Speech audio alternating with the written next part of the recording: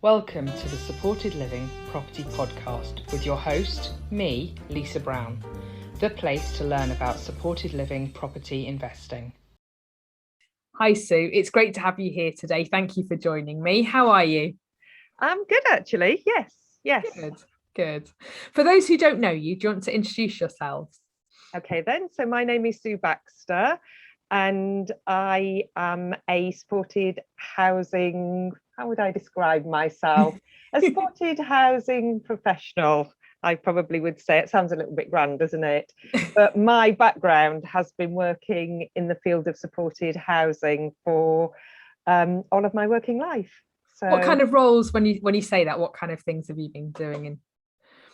So I started off, oh blimey, I'm going to be giving something away here. I started off back in 1985 working for Mencap. So mainly working in finance, interestingly enough, although my background has been in law. So mainly working in finance, but then I very quickly realised that my passion was housing. So I've worked for a variety of organisations, from very big registered providers like London and Quadrant, Hyde Housing, Metropolitan Thames Valley, I think they're called now, to working for specialised organisations like Look Ahead Housing that deals with housing people with care and support needs. And I'm working for kind of very small local charities. So yes. A whole range of different things. The other thing that you haven't said about your background and that you have behind you, obviously, is that for those who are listening, is that you're also the author of a fabulous book, which I have here. Do you want to tell people about the book? Okay, then. So the book actually originated, we were doing some work with the Law Commission. So one of my co-authors, so an original co-author, Helen, and I were working, on a piece of work. She worked for the Law Commission, and we were looking at how tenancy or how tenure works in supported housing. And I was saying that for supported housing, it is very difficult because we straddle a lot of different elements of law. And I said, and one of my bugbears is that we can't just pull something off the shelf which says, as a supported housing provider, this is what you need to be aware of with regard to the legal framework within which we're working. And that started, and we did our very, very first edition. I think I've got our first edition somewhere. And so we did a first edition, which was a much weightier tome, I have to say, because we put everything in there. And I think that was 2007. And recently, and probably very much overdue, we did our second edition, brought it up to date. So that's called Supported Housing in the Law, isn't it? And it is a really good book to, when you've got questions and bits and pieces to dip in and out of. So yeah, well done for doing that, because it was very much needed, I'm sure.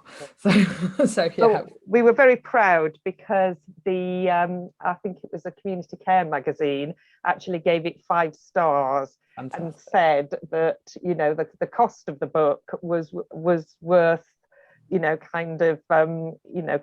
20 minutes of legal advice, etc. So we were actually very proud of that. Yeah, rightly so. Yeah, absolutely. It is. It's really good, and it's really useful book for anyone who's interested in this space properly, isn't it?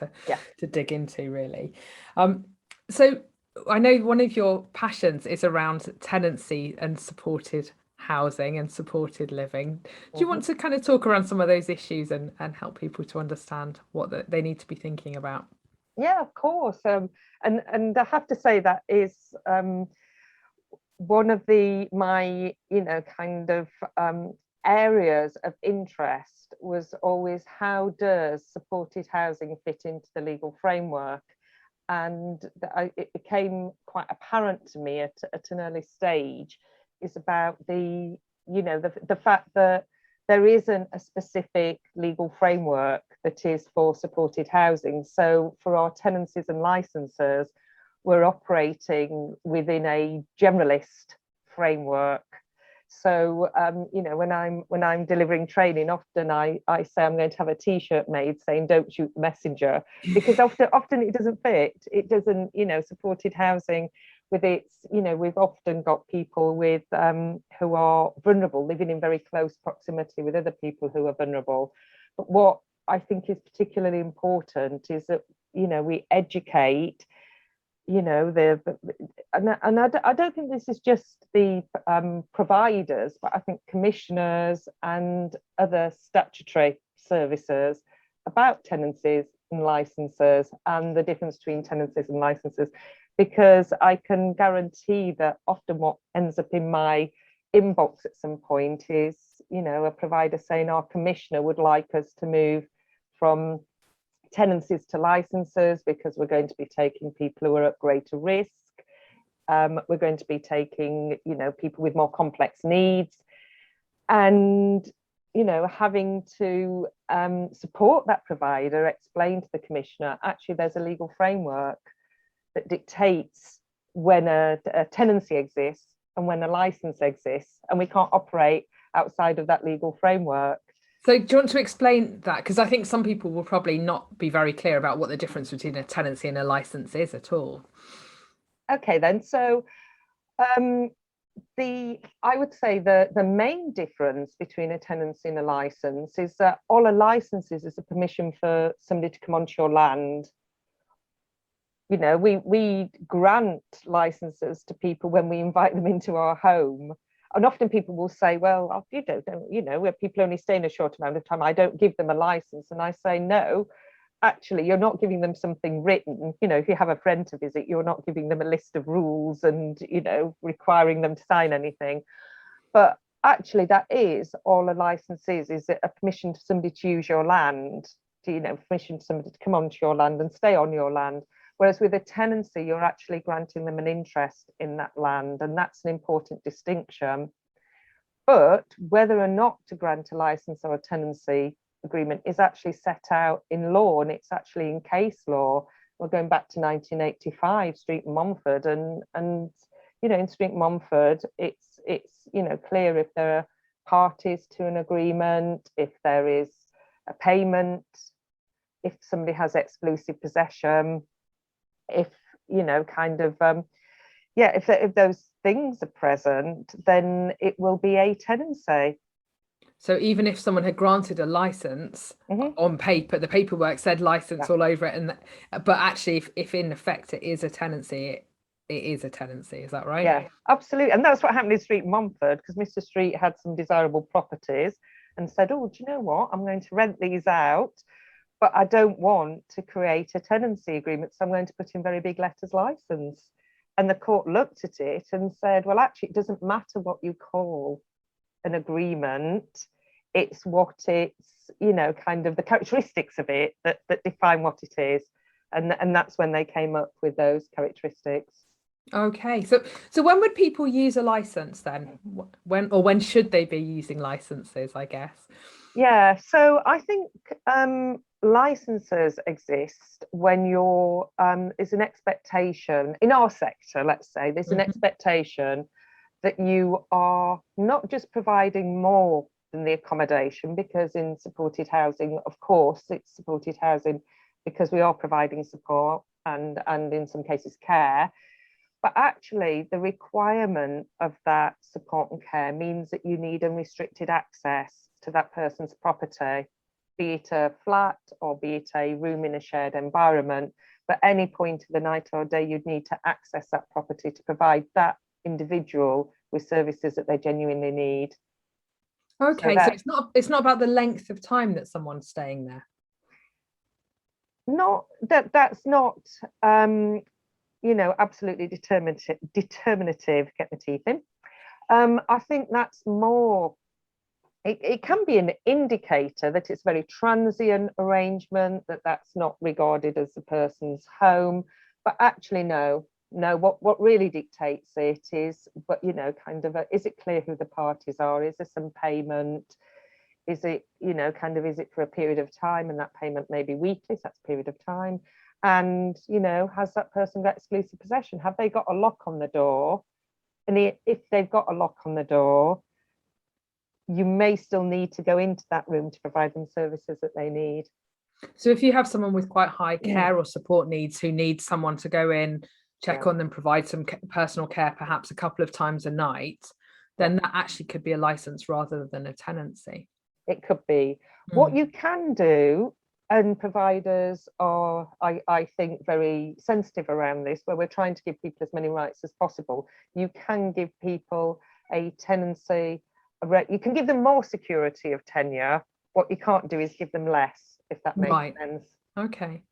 Because I'm familiar with licenses being used in sort of homeless hostels and those kind of setups, but not so much with people with longer term support needs. So it's quite interesting just hearing about the difference, the difference there. And then with tenancy, so what when would you use a tenancy rather than a license, I guess, if you have someone with those higher support needs? Yeah, so I'd be using a tenancy if you provide the sorts of services where one is that people invite you in and people agree to those services, so people could still have a high support needs and still require, and still be, on a tenancy agreement. I think that because they're inviting you in, they're agreeing to you coming in to their property to provide them with the support and care. But it tends to be where people have got maybe visiting support, or where people's support is delivered, to a by a particular arrangement, or I'm just thinking, I would say your start point is you give everybody a tenancy agreement unless you can feel confident that that there is a condition that is absent that allows you to give them a license. That's always been my standpoint, because I think particularly with vulnerable people, you give them as much security of tenure as possible. And which is, you have more security, don't you? Definitely, if it's a tenancy agreement. Yes. Oh, absolutely. Yeah. With a license, much easier to end. There is, you can be more prescriptive with a license, because if you think about the terms of a license, if it's your land and you're allowing somebody to come onto your land, you can be quite prescriptive about that, about that property. And about the kind of behaviours you'd expect and things like that. And visitors. Well. That's the other thing. Visitors, the kind of behaviours, how you expect people to use your property. But when you're giving people a tenancy agreement, you're actually giving them the interest. And one of the most important factors of a tenancy agreement is this covenant of quiet enjoyment. Once the landlord has handed over control, they can't unwarrantedly interfere with that. So they can't bob in and out whenever they choose. So I think that's that ability to exclude people from your property, because it's then your property. And I think sometimes when we're talking about people with quite high support needs, or with learning disabilities, people forget that actually people have the right, this is their home first. In supported living, that's definitely how it should be, isn't it? This should be their home first, and then they're inviting you in to offer you support, or so I think that's kind of quite kind of fundamental for choice and control, is having the tenancy, choosing when you want the support, choosing how you want the support to be delivered to you, and being able to say, I don't want people to come into my property. Or there's some instances where you might need to go into somebody's property, and often what you get with supported housing providers, and we have to do this in a way that doesn't interfere with people's covenant quiet enjoyment, is to have in there, we would require access if we have got significant concern about your well-being or your health, or the health and well-being of somebody else in your property. And you can put that into the tenancy agreement, can you? You can, so long as you exercise that very, very carefully and be clear about actually when would you do that, because you would be facing, somebody could challenge you and say you've interfered with my covenant of quiet enjoyment. I think it's difficult for supported housing providers, because we're walking this tightrope between human rights, duty of care, security of tenure, and I think it's significant that we, kind of are very mindful of all of those when we're, kind of when we're entering into occupancy agreements with individuals. I think it's really, really important that people think about them. I think people don't often think about the other issues. They think straightforward, a tenancy agreement, that's fine. And they're not really digging into the details of it, as you're saying, and those conflicting things. Is that what you're saying when you said that it doesn't really fit some of the tenants? Yeah.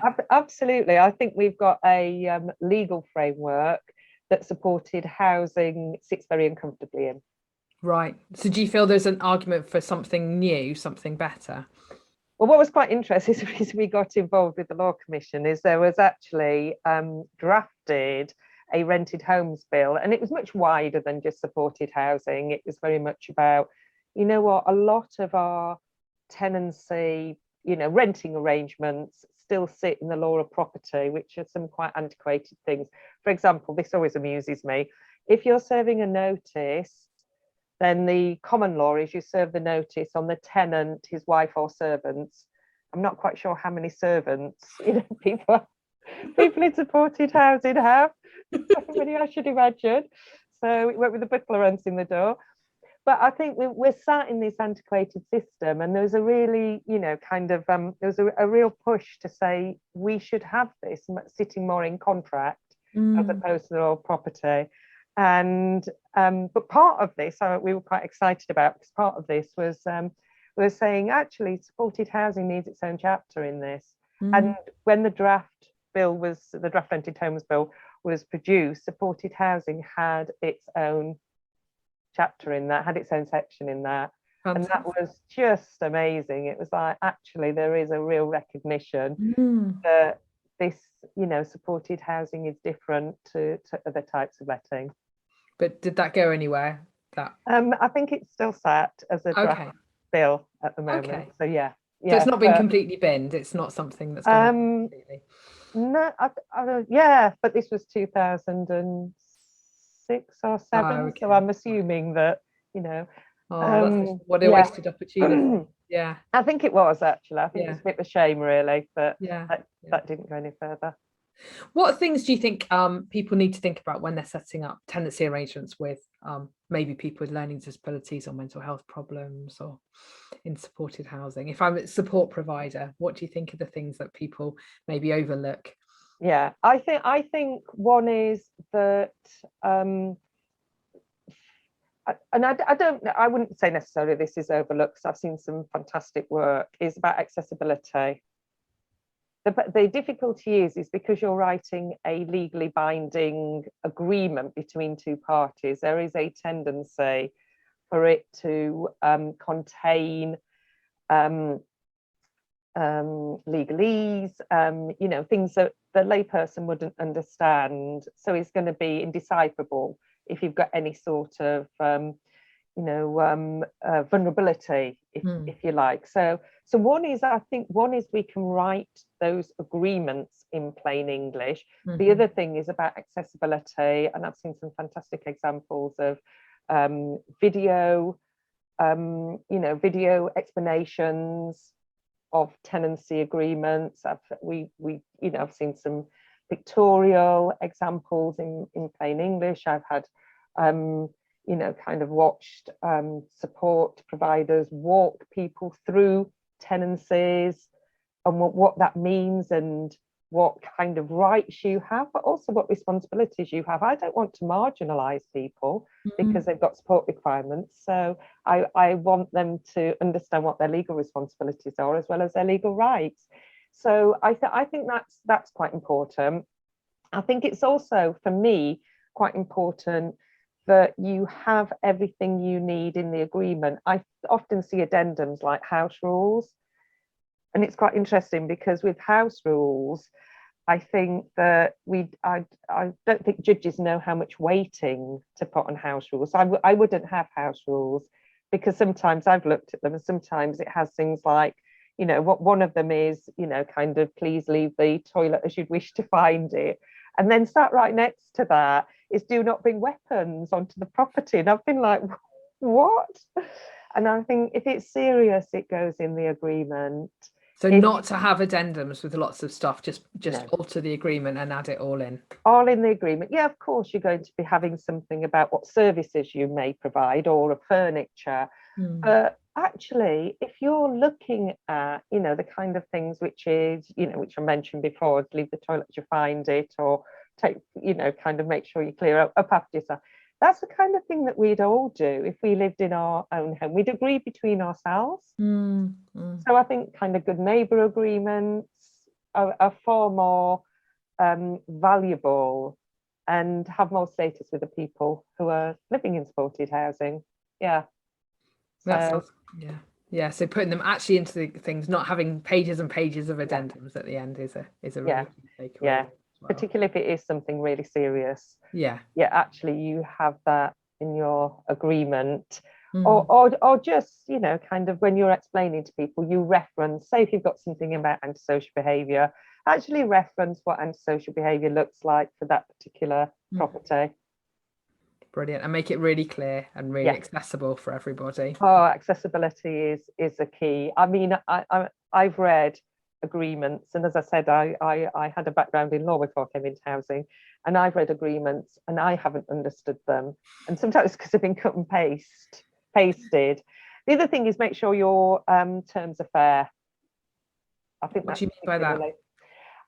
I've seen agreements that say no alcohol, and it hasn't been a scheme for people who are recovering from alcohol or substance misuse. But and the providers often say, well, the difficulty is that kind of the behaviour. And then I say, but then have something in about behaviour, because people can kind of behave impeccably after having had a drink, and some people can behave in a way that's antisocial without drinking at all. That's so actually don't have terms in there that are unfair. That makes perfect sense. That's great. Sue, thank you. It's been really good chatting to you today. We'll put the links to the book in the show notes if anyone's interested in it, but thank you for joining me. Thank you. Okay, thank you for having me.